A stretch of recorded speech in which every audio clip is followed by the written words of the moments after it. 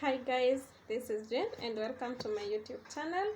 And as I promised, I'll be talking to you about migrating to Canada, and in today's video I intend to tell you 6 easiest routes that you can use to migrate to Canada. First of all, I'm just going to mention them briefly in this video, and I will also give some of the requirements for the first route that you can use to migrate to Canada. So let me first briefly mention them. The first one is the express entry. The second one is the student visa route. Rural northern immigration is the third one. The fourth one is the provincial nomination program, or PNP. The fifth one is the Atlantic immigration pilot, and the last one, but is not known by many, is the visitor's visa. Of course, there are other routes that you can use, but according to me, these are the easiest ways that you can use to migrate to Canada. So the first route, which is the express entry, let's look at into details what are the requirements for this program. The first requirement is that you must have a passport. If you want to go to any country, a passport is a must. So I hope you have a passport. If you are looking forward to going anywhere outside Kenya where we require a passport, I hope you have yours. If not, please start processing yours from today. The second is the language test result. You need the IELTS, or you can do other language tests, but for Kenyans, most commonly a language test that is used is IELTS, and it is conducted by the British Council. And for that, you usually pay around 27,000, and you ought to pass with a minimum of 6.5 out of 10, which, yes. The third requirement is the education credential assessment. You need to have your credential assessed by a body in Canada called WES. You just send your certificate in. They assess whether it is your education is of the same level as the Canadian education, because they want you to go there as a skilled worker who can be able to impact in the economy sector. The fourth requirement is the provincial nomination. However, this one is optional. It's not a must you be nominated by the province for you to go. If you're able to meet the third point, the points required for you to go, you don't need to be nominated by the province. The fifth requirement, which is also optional, is a job offer. So if you have a job offer, then you can also mention you have been invited by a sponsored employer to go and work there. The reason why I'm saying they are optional is because this Canadian immigration process is point-based. You are ranked according to the points that you get. If you have a language test of higher result than 6.5, the higher the points you are given. It is ranked out of 600 and out of 1,200 if you are nominated by the province. So for instance, if you have and you are aged between 18 and 25, you will get 20 points for that. 25 to 33, you're going to get 30 points, which is the maximum.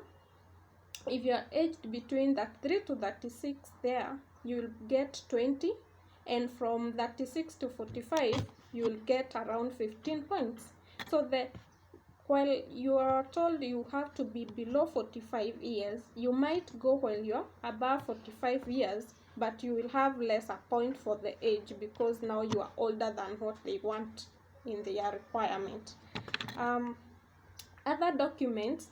Now, after you have these documents, you will proceed to the application process. It's like a pool. You enter into a pool, and they are going to assess your points based on your age, your academic credentials. The higher the degree level you have, the higher the points you are awarded. Also, the higher your English test score is, the higher the point. If you have a work experience in Canada, you also get more points. If you have invitation for a work, you get more points. So that's basically the general requirements.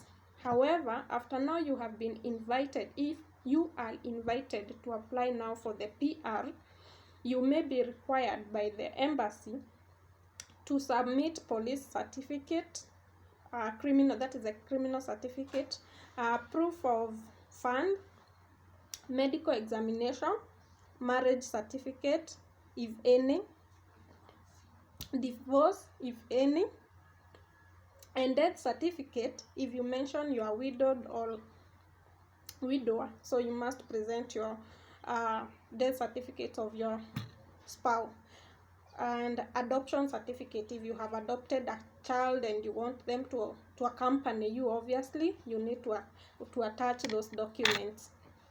So one of the things that mostly people find it hard is proof of fund. You have to prove fund that you have around 1.2 million, because it is around 12,999 Canadian dollars. So if you translate that into your currency, in Kenyan shillings is around 1.2 million. You need to have this money in your account for the last 6 months.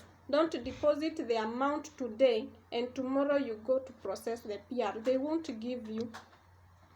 They want the money to be in your account for the last 6 months.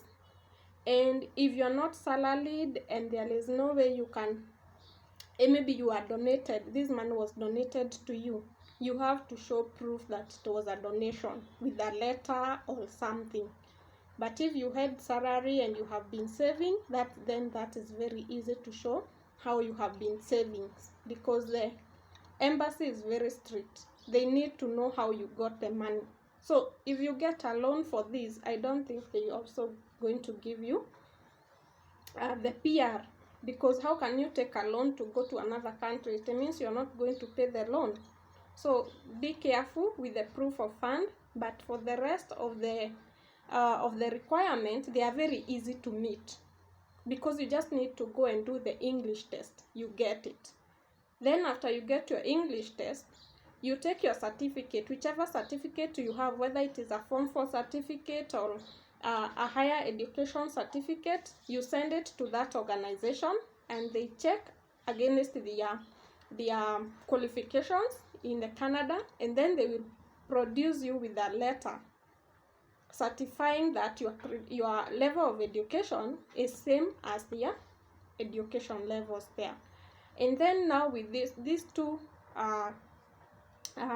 requirements, having met these two requirements, you'll go now and apply.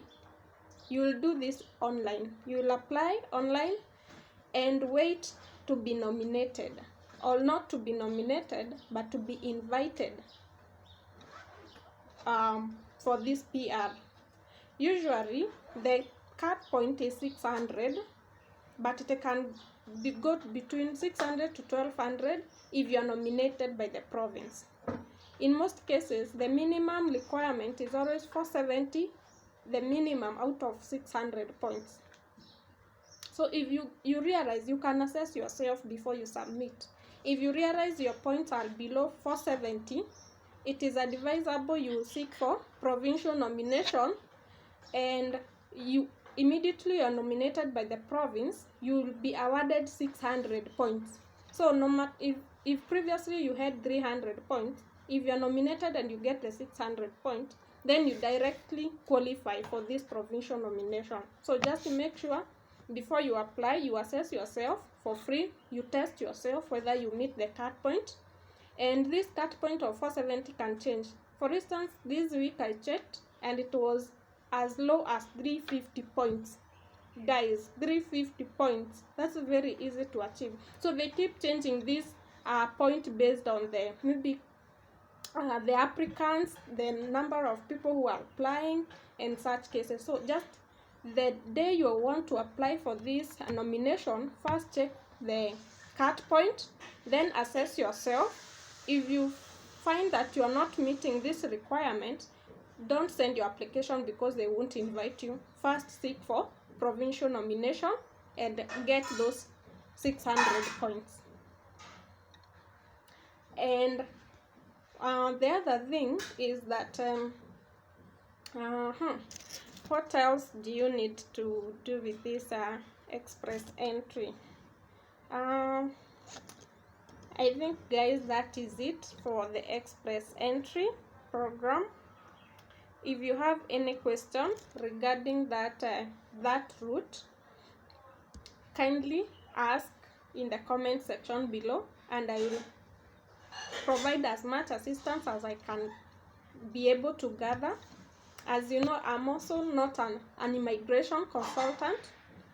I'm also learning these things online, so I'll just direct you where to get more information from, and I will respond accordingly as required. So guys,